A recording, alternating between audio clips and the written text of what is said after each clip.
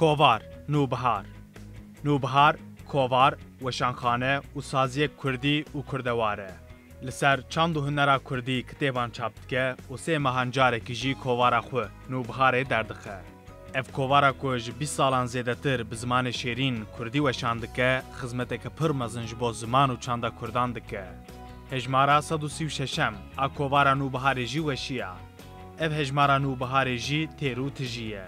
وک هجمارن دن دوی هجمار داجی گلک نویسن لیکولینه هنه وان نویسان اف هجمار دولمند کریه